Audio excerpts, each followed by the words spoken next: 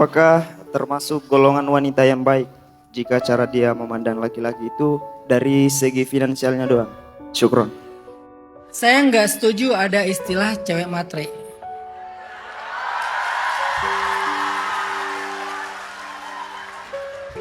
Karena minta dinafkahi itu adalah fitrah perempuan.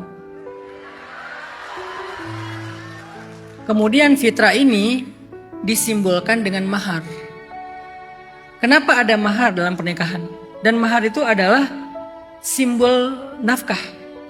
Makanya nggak bisa mahar itu hafalan ayat Al-Quran, nggak bisa. Dengan mahar hafalan surat Ar-Rahman. Emang hafalan surat Ar-Rahman bisa dijual? Nggak bisa kan? Jadi mahar itu nggak boleh hafalan Al-Quran, nggak boleh yang bentuknya nggak bisa dijual belikan. Kenapa? Karena mahar itu adalah simbol nafkah. Walaupun cuman kayak sekedar satu barang apa gitu. Kalau Ali kan maharnya kan perisai kan. Tapi kan perisai bisa dijual dan harganya lumayan sebetulnya perisai itu. Jadi mahar itu simbol nafkah. Kenapa perempuan dikasih mahar? Karena secara fitrah memang perempuan itu dinafkahin. Sehingga kalau perempuan itu mempertimbangkan sisi finansial seorang laki-laki, emang sesuai fitrahnya. Sebentar. Belum selesai. Tapi Nabi mengatakan sebaik-baik perempuan yang paling mudah maharnya. Bukan yang paling murah ya, karena kalian tidak murahan. Mudah. Misalnya mudah tuh apa? Relatif. Ada cowok 1 miliar tuh ya cincai lah, gampang lah gitu. Ada cowok 10 juta, aduh 10 juta ya. Ya kan ya? Maka lihat-lihat cowoknya. Kalau kalian udah srek, coba lihat kemampuan dia. Kayaknya kemampuan dia sih 200 juta ya. Ya udahlah 200 juta itu mudah buat dia. Jadi sangat relatif. Tapi apakah itu mengharapkan seperti itu? Misalnya nih, nafkah itu kan relatif juga. Ada laki-laki udah ngasih nafkah, masih minta maaf. Yang aku minta maaf ya, baru bisa ngasih belanja sebulan 50 juta. 50 juta minta maaf. Kenapa? Karena kemampuannya lebih gitu. Cuman masih kepake buat usaha, buat bisnis atau apa. Itu sangat relatif. Tahu nggak maharnya Rasulullah kepada Khadijah itu berapa? 10 miliar. Ketika Rasulullah menikahi Khadijah, Rasulullah ngasih kepada Khadijah 100 ekor onta. Kalau 1 ekor ontanya harganya sekitar 100 juta, berarti berapa? 10 miliar. Jadi maharnya 10 miliar. Kalau 50 juta, 5 miliar. Antara 5 sampai 10 miliar kata para ulama. Itulah maharnya Khadijah. Khadijah matre enggak? Enggak. Karena emang Nabi mampu. Waktu itu Nabi kan tajir banget kan. Karena beliau seorang pengusaha sukses. Bukan pedagang, pengusaha. Bedanya apa? Kalau pedagang transaksi, kalau pengusaha itu bikin ekosistem. Nabi itu pengusaha, dia kemana-mana bikin ekosistem. Di Syam bikin ekosistem, di Madinah, di Mekah bikin ekosistem. Sehingga benar-benar bikin semacam sistem sebuah bisnis dan pasar yang sehat, yang bagus, yang adil. Nabi jago tuh, makanya sukses. Sehingga buat Nabi ngasih 10 miliar, gampang. Tapi Khadijah nggak disebut matre. Itu fitrahnya perempuan. Makanya di dalam ayat itu ar-rijalu qawwamuna 'alan nisa bima faddalallahu ba'dahum 'ala ba'd wa bima anfaqu. Laki-laki itu jadi pemimpin salah satu alasannya karena dia berinfak, artinya ngasih nafkah buat perempuan. Jadi boleh banget perempuan mempertimbangkan sisi itu.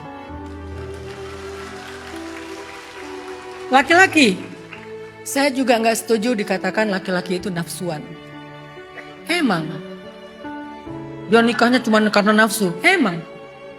Saya bisa bilang gitu. Emang nikah itu karena nafsu. Kenapa? Karena salah satu tujuan pernikahan bagi laki-laki adalah untuk menyalurkan kebutuhan biologisnya secara halal dan terhormat. Makanya ayatnya adalah salah satu di antara ciri orang yang beriman itu di surat Al-Mu'minun adalah orang yang menjaga kemaluannya kecuali kepada istrinya. Kenapa? Karena dia punya kebutuhan itu. Beda loh laki-laki sama perempuan. Perempuan itu mungkin kalau dikasih nafkah udah tenang dia. Laki-laki gak akan tenang. Kecuali ya itulah pokoknya. Dan itu adalah fitrahnya laki-laki. Jadi jangan salahkan fitrah. Emang gitu. Selama dia juga bisa memudahkan. Dia pengertian. Jangan maksa. Jangan dengan cara-cara yang haram dan seterusnya. Maka masing-masing punya fitrah teman-teman. Maka kalian berdandan untuk menyenangkan suami itu bagian dari cara menjadi istri solehah. Karena kata Nabi, perempuan solehah itu cirinya 3. Nomor satunya apa? Idza ra'aitahas sarratka. Kalau kamu memandang dia, dia menyenangkan hati kamu. Berarti dia dandan buat kamu. Mulai sekarang niatkan beli skincare karena suami. Kalian pakai body lotion, cari yang sesuai dengan selera suami. Yang temenin aku dong, aku mau nyari body lotion. Oh ya udah aku temenin. Kamu senangnya yang rasa apa? Fruity. Oke. Kamu kan senangnya apa ya? Kan kamu senang durian, berarti rasa durian gitu ya. Nah itu namanya pakai body lotion buat suami. Strawberry, jeruk, vanilla, bukan fruity ya. Ya apalah pokoknya.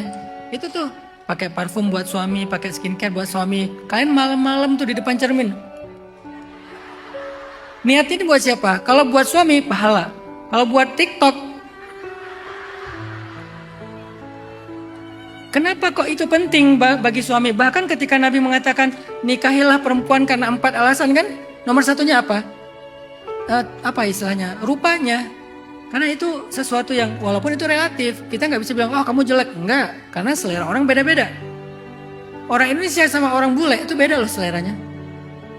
Bule ngelihat orang yang mungkin kulitnya gelap itu cantik. Kalau kita ngelihat orang yang kulitnya terang itu cantik, beda-beda kan? Makanya saya sering nanya ke teman saya bule waktu lagi main surfing gitu. Kalian ngapain sih senang banget jemur di Indonesia? Ya biar kulit kami kayak kamu. Kayak saya. Jadi ngerasa kayak, wah ternyata mereka pengen jadi kita. Padahal kita pengen jadi mereka. Mereka berjemur biar hitam. Kita pakai skincare biar putih. Mereka berjemur biar hitam, hasilnya merah.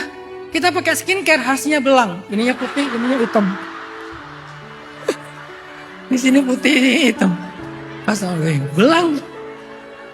Itulah relatifnya dunia. Makanya cewek mengharapkan nafkah yang cukup, itu adalah fitrahnya. Laki-laki mengharapkan kebutuhan biologisnya tersalurkan dengan halal dan terhormat, itu adalah fitrahnya. Jadi jangan pernah bilang dasar cewek matre, dasar cowok nafsuan. Sama, kalian sama-sama punya fitrah. Tapi di atas fitrah itu nanti ada yang namanya ihsan. Ada namanya takwa. Jangan sampai gara-gara menyalurkan fitrah, pokoknya aku minta dinafkahin sebulan 200 juta, gak mau tahu. Ya lihat-lihatlah. Kalau dia kondisinya ya UMR, pokoknya aku setiap bulan gak mau tahu 2 juta. Nah itu, karena UMR-nya 3,5 juta misalnya. Jadi lihat-lihat kondisi.